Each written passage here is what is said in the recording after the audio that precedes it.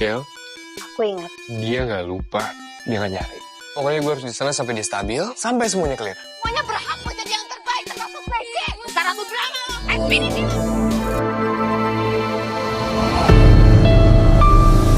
Sepertinya 2 minggu menjelang ujian kelulusan bakal terus dipenuhi drama tentang kesehatan mental, proses pemulihan dan perasaan yang belum benar-benar selesai.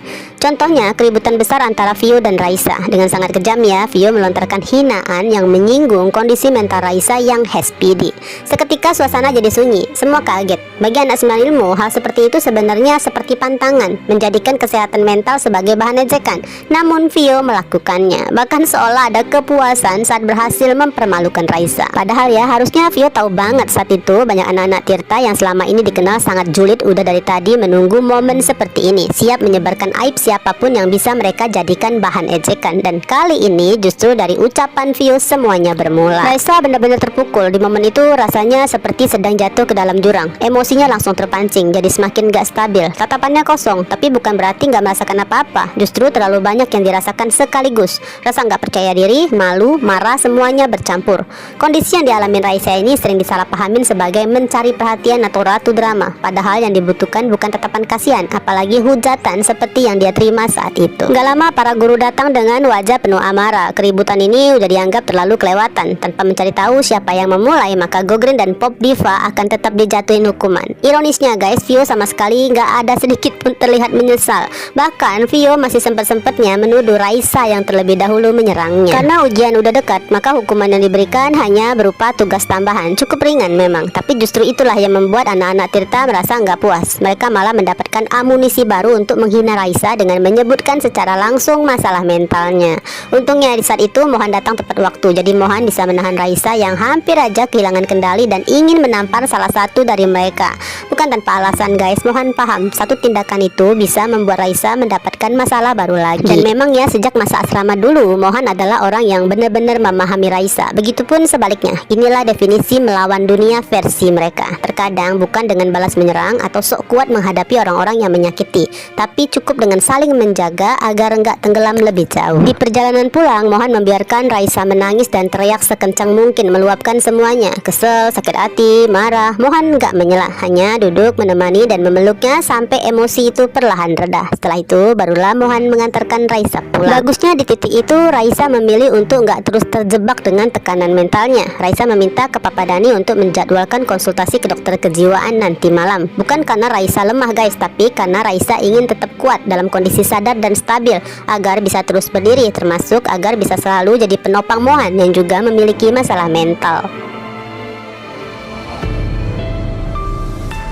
Sementara itu Vio semakin tertekan dan justru buatnya semakin terjebak dalam egonya. Perasaan Vio jelas ya sangat nggak tenang. Namun lagi-lagi Vio lebih memilih tetap merasa paling benar, nggak ingin disalahkan ataupun sadar kalau dirinya yang duluan sengaja memancing keributan. Beruntung masih ada William yang sabar banget mencoba memahami, menasehati dan memastikan bahwa Vio nggak merasa sendirian.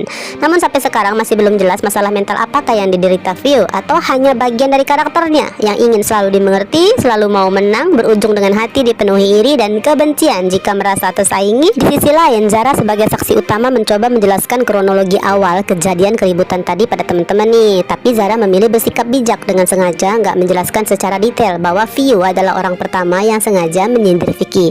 Karena gimana pun mereka semua tetap teman ya, dan teman yang baik bukan sibuk mencari siapa yang paling salah atau paling benar, tapi berusaha menemukan jalan tengah agar semuanya bisa kembali tenang tanpa harus saling melukai lebih dalam lagi. Beralih ke Fatah. Saat Bel pulang sekolah, HP Fatah tiba-tiba berdering video call dari Akila. Seketika senyum Fatah mengembang hangat dan tulus, seolah jadi suntikan semangat buat segera ketemu Akila. Tanpa pikir panjang dong, Fatah buru-buru cari tempat sepi lalu menerima panggilan itu. Di layar wajah manis Akila muncul, masih sama seperti tadi saat telepon jam istirahat, namun masih ada yang terasa beda. Ekspresi Akila lebih tenang, lebih tegas, bahkan terkesan elegan. Terlalu elegan untuk Akila yang biasanya. Suaranya datar, cenderung mendominasi saat bilang kalau dirinya udah inget semuanya. Kalimatnya singkat, jelas, langsung ke inti. Akila minta Fata untuk nggak mengkhawatirkannya lagi, nggak perlu bolos sekolah karena Akila butuh waktu sendiri buat merapikan semua ingatannya.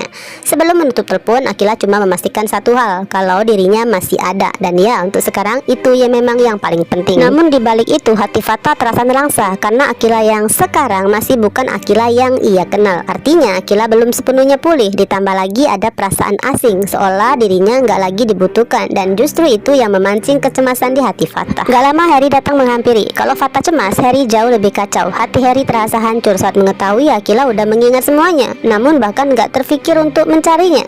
Mau nggak mau ya, Harry hanya bisa menahan semuanya sendiri dan memilih menggantungkan kepercayaannya pada Fata, memintanya untuk nggak menciptakan momen yang bisa mempengaruhi pikiran Akila. Atau lebih tepatnya, Harry takut guys, takut kalau perasaan Akila yang ternyata nggak sekuat itu justru akan makin mudah berpindah ke Fata, karena yang terlihat oleh Akila selama ini atau 6 hari ini tepatnya hanya Fata yang selalu ada dan peduli. Kemudian Harry melangkah pergi dengan buru-buru memalingkan wajah agar Fata enggak melihat air matanya yang sudah jatuh. Ada rasa perih yang nggak bisa disembunyikan, seolah Harry baru tersadarkan bahwa posisinya mungkin memang nggak sepenting yang dia kira di hati Akila. Sementara itu Fata masih berdiri dengan pikirannya sendiri, menahan cemas tentang Akila yang terasa menjauh. Teringat peringatan Harry juga soal batasan, dan yang paling enggak Fata sadari kondisi mentalnya sendiri. Pikiran dan tindakannya mulai dikuasai obsesi untuk mengembalikan Akila seperti dulu.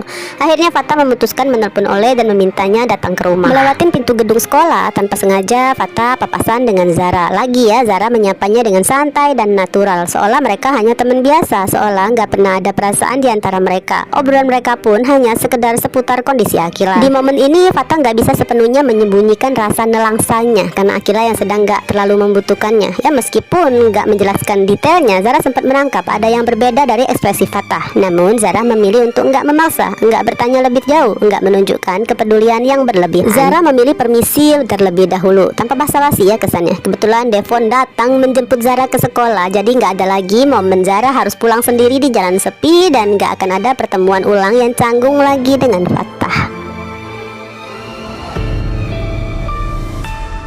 Masih beralih ke Fata yang gak lama udah nyampe rumah, udah ganti pakaian, dan Ole pun udah ada di sana. Dengan tenang Ole mendengarkan semua keluhan Fata tentang tekadnya Fata untuk tetap membantu Akila sampai tuntas, juga tentang ketidaknyamanannya dengan sikap Harry. Sebagai teman dekat, Ole paham ya saat itu Fata sedang gak baik-baik aja. Namun ini bukan waktu yang tepat untuk membahas tentang masalah mental, karena bagi Fata sendiri pembahasan itu cukup sensitif. Nah untuk sekarang cukup temenin dulu, bantu Fata meredakan kecemasannya. Dan Fata pun cuma minta satu hal, agar Ole selalu ada saat nanti Fata bersama Akila lagi, karena Fata nggak mau ada orang yang berpikir kalau Fata memanfaatkan situasi untuk berduaan dengan Akila. Dan tentu aja Ole mendukung sahabatnya. Meskipun begitu Fata sadar ya nggak bisa langsung datang ke rumah Akila, apalagi kan setelah ucapan tegas dari Akila tadi. Kalau Fata tetap maksa, justru Fata lah yang sudah melanggar batas. Akhirnya Fata mengajak Ole menunggu di teras kafe. Nah dari sini pelan-pelan Ole mulai masuk ke lingkaran pertemanan Fata. Sekaligus ini jadi kesempatan buat Ole mengamati Harry lebih dekat, sosok yang sudah dia curigai sebagai hacker yang sedang dicari oleh Pak Ares. Ada satu momen menegangkan nih ketika Ole sengaja pergi ke toilet cafe, diam-diam mencoba mengakses sistem komputernya di sana. Nggak jelas ya apa tujuan Ole kali ini. Namun tepat di saat itu Fata datang menghampirinya. Entahlah apakah Ole akan segera mengakui kalau dirinya adalah seorang hacker ke Fata. Beralih ke Akila sendirian di kamar, terus menatap layar HP. Kontak bernama Angelica terpampang di sana. Nama yang sebelumnya tersimpan sebagai Tante Slay. Sebelumnya panggilan dari nama itu sempat membuat Akila histeris, karena alam bawah sadar Akila mengingat kejadian di hari launching tentang fakta yang mengejutkan dan belum siap dia pahami. Karena itu mungkin ya Fata sempat mengganti nama kontak itu jadi Angelica, berharap bisa mengurangi trigger kalau sewaktu-waktu ada telepon lagi, atau seenggaknya mencegah Akila mencari nama Tante Slay lalu kembali terpicu masalah mental. Namun sekarang ini apapun nama di kontak itu, Akila udah paham bahwa Angelica adalah wanita yang telah melahirkannya lalu dengan tega meninggalkannya. Namun yang terus mengganggu pikirannya justru satu hal, kenapa kebenaran itu harus terungkap di acara launching, di tengah keramaian, di hadapan banyak orang. Kenapa bukan di hari biasa, mungkin di waktu yang tenang atau dalam percakapan keluarga yang lebih manusiawi. Nah dari situ guys, pikiran Akila mulai bergerak, mencari jawaban, mencari alasan, dan perlahan mencari siapa yang harus disalahkan, orang-orang yang seharusnya sudah mengatakan semuanya sejak awal.